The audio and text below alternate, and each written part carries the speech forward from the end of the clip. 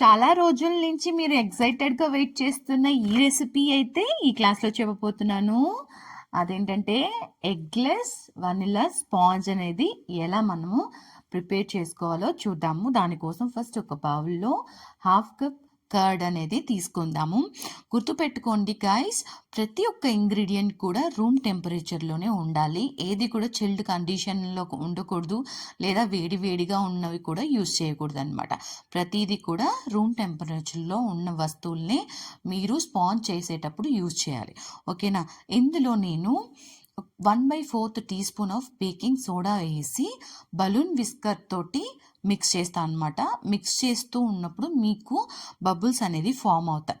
So ఆ bubbles form అయ్యేంత వరకు ఒక 1 or 2 minutes మిక్స్ చేసి దీన్నైతే పక్కన పెట్టుకుందాం. దీని తర్వాత ఇక్కడ చూడండి, మీకు బబుల్స్ అనేది బాగా కనిపిస్తాయి. ఈ స్టేజ్లో వచ్చేంత వరకు మీరు మిక్స్ చేసుకొని పక్కన పెట్టేసుకోండి. నెక్స్ట్ మనము డ్రై ఇంగ్రీడియంట్స్ అనేది మిక్స్ చేసి పెట్టుకుందాం. దానికోసం ఒక చిన్న బౌల్ తీసుకోండి సెపరేట్గా. దీంట్లో సీవర్ అంటే జల్లెడ అనేది ప్లేస్ చేయండి టాప్ సైడ్. నెక్స్ట్ ఇందులో మనము 3/4 కప్ ఆఫ్ ఫ్లోర్ అనమాట. ఈ 3/4 కప్ ఎలా మెషర్ చేయాలంటే, మీరు 1 కప్ తీసుకొని అందులో 3/4 భాగము ఫ్లోర్ పిండి అయితే యాడ్ చేసుకున్నారంటే దీని అర్థం 3/4 క్వాంటిటీ అయితే వేసుకున్నట్లు. ఓకేనా? ఈ విధంగా మీరు 3/4 కప్ వేసుకోండి ఫ్లోర్ని. ఇందులో నేను 1/2 టీ స్పూన్ బేకింగ్ పౌడర్ అనేది యాడ్ చేసుకుంటున్నాను. దీన్ని లమ్స్ ఏమీ లేకుండా, అంటే ఉండలేమీ లేకుండా మొత్తం వచ్చేసి పిండి అంతా కూడా చెల్లించి పెట్టుకోవాలన్నమాట. చూడండి ఎన్ని లమ్స్ వచ్చాయో. సో ఇది మెయిన్ స్టెప్. చేసి పెట్టుకుని తర్వాత ఒకసారి బలూన్ విస్కర్తో బేకింగ్ పౌడర్ ఆ పిండిలో మొత్తం కలిసేటట్టు ఒకసారి రఫ్ మిక్స్ అనేది చేసుకుందాము. చేసుకొని ఇప్పుడు ఈ డ్రై ఇంగ్రీడియంట్స్ ప్రీమిక్స్ అయితే రెడీ అయిపోయింది కదా, మనకి పక్కన పెట్టుకుందాము. ఫస్ట్ మనము కర్డ్ని బేకింగ్ సోడాని మిక్స్ చేసి ఉంచాం కదా, ఆ బౌల్ తీసుకొని అందులో 1/2 కప్ వరకు పౌడర్ షుగర్ అనేది యాడ్ చేసుకోవాలి. ఎప్పుడు కూడా పౌడర్ షుగరే యాడ్ చేస్తాము, ఎందుకంటే ఈజీగా బ్యాటర్లో మిక్స్ అవుతుంది కాబట్టి. ఓకేనా? దీంట్లో మనము ఒక 1/2 టీ స్పూన్ వరకు వెనిలా ఎసెన్స్ అనేది యాడ్ చేసుకుంటున్నాను నేను. So vanilla essence and powder sugar ఈ కర్డ్లో, పెరుగులో బాగా మిక్స్ అయిపోవాలన్నమాట. అలా మిక్స్ అయ్యేంత వరకు మిక్స్ అనేది బాగా చేసుకుందాం బలూన్ విస్కర్ తోటి. ఎలక్ట్రిక్ బీటర్ అయితే అవసరం లేదనమాట.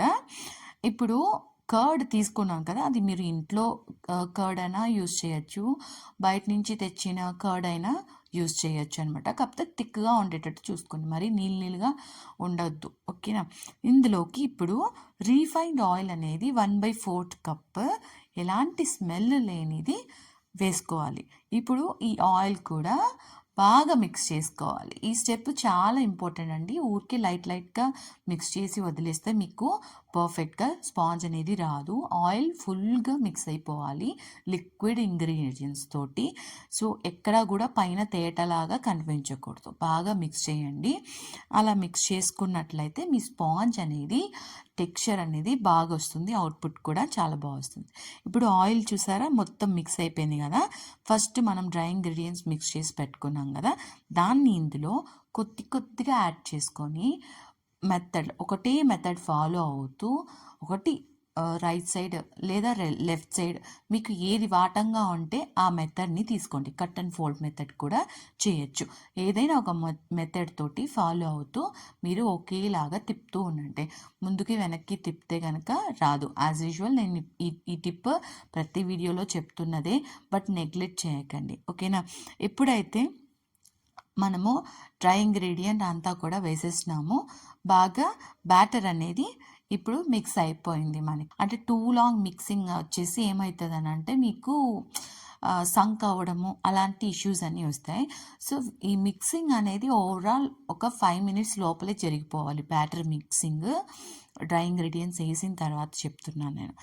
ఇప్పుడు వరకు మనం చేసింది అయితే వనిలా స్పాంజ్. ఓకే, ఈ బ్యాటర్ని ఇలాగే మీరు టిన్లో పోసుకొని బేక్ చేసేస్తే వనిలా స్పాంజ్ అయిపోతుంది.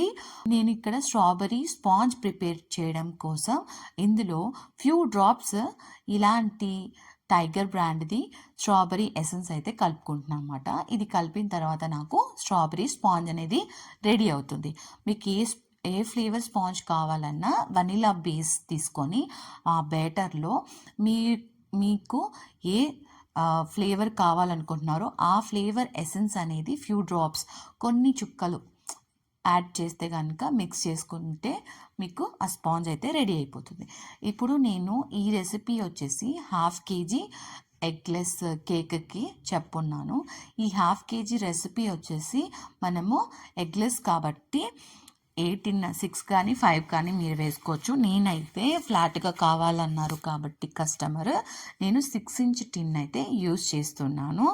దీంట్లో బటర్ పేపర్ లేదా పార్చ్మెంట్ పేపర్ ఇవి రెండు లేకపోతే ఆయిల్ అప్లై చేసుకొని కొద్దిగా పిండి చల్లించుకొని మీరు బ్యాటర్ని అయితే పోసేసుకోవచ్చు. వీడియోలో చూపిస్తున్న విధంగా స్టెప్స్ అన్నీ ఫాలో చేసేయండి. ఇవాల్టి ఈ క్లాస్ వీడియోలో ఏదైనా మీరు ఒక కొత్త విషయం తెలుసుకున్నట్లయితే వీడియోకి లైక్ ఇవ్వండి. సో దట్ నాకు ఎంతో ఎంకరేజ్మెంట్గా ఉంటుంది నెక్స్ట్ వీడియో పోస్ట్ చేయడం కోసం. అండ్ కొత్తగా మన ఛానల్ని ఇప్పుడే చూస్తున్నట్లయితే ప్లీజ్ సబ్స్క్రైబ్ చేసుకోండి. ఎందుకంటే తెలుసు కదా, సబ్స్క్రైబర్స్ అందరూ కూడా యూట్యూబ్ స్టూడెంట్స్ కానీ కన్సిడర్ చేయడం జరుగుతుంది. అండ్ ఒకసారి స్పాచులాతో ఈవెన్గా స్ప్రెడ్ చేసుకోండి. ఇలా స్ప్రెడ్ చేయడం వల్ల మీ స్పాంజ్ అనేది ఈవెన్గా బేక్ అవుతుంది. ఓకేనా? టూ మచ్ సెంటర్లో టూ మచ్గా పొంగడము అలాంటి ఇష్యూస్ ఏమీ రాకుండా మనం అవాయిడ్ చేయగలము. తర్వాత ఒక 2 times ట్యాపింగ్ అనేది చేసుకోండి. అలా చేయడం వల్ల ఎయిర్ బబుల్స్ ఏమన్నా ఉంటే పెద్ద హోల్స్ ఏమన్నా ఉంటే మీరు ఇలా అవాయిడ్ చేయొచ్చు. నెక్స్ట్ నేను ఒక అల్యూమినియం ఫాయిల్ అయితే యూజ్ చేస్తున్నాను. మన వీడియోస్లో చూస్తున్నట్లయితే కంటిన్యూస్గా మీకు తెలుసు ఎగ్లెస్ స్పాంజెస్ ఎప్పుడు ప్రిపేర్ చేసినా మీరు ఈ ఫాయిల్ మెథడ్ అనేది ఫాలో అవ్వండి. సో దాట్ మీకు టాప్ సైడ్ క్రాక్స్ ఏమీ రాకుండా లోపల స్పాంజ్ వచ్చి ఈవెన్గా బేక్ అవ్వడానికి హెల్ప్ అవుతుంది. మనం ఆల్రెడీ ఎలా బేక్ చేయాలి స్టవ్లో కానీ ఓవెన్లో కానీ అనే టాపిక్ గురించి వీడియో పోస్ట్ చేశాం కదా, అందులో చూసి మీరు బేకింగ్ అనేది కంప్లీట్ చేసుకోండి. పైన మెన్షన్ చేస్తున్నాను. ఓకేనా? కోర్స్ సిలబస్లో కూడా ఉందన్నమాట, డిస్క్రిప్షన్లో ఇస్తున్నాను. అండ్ ఇప్పుడు స్పాంజ్ అయితే చక్కగా బేక్ అయిపోయింది.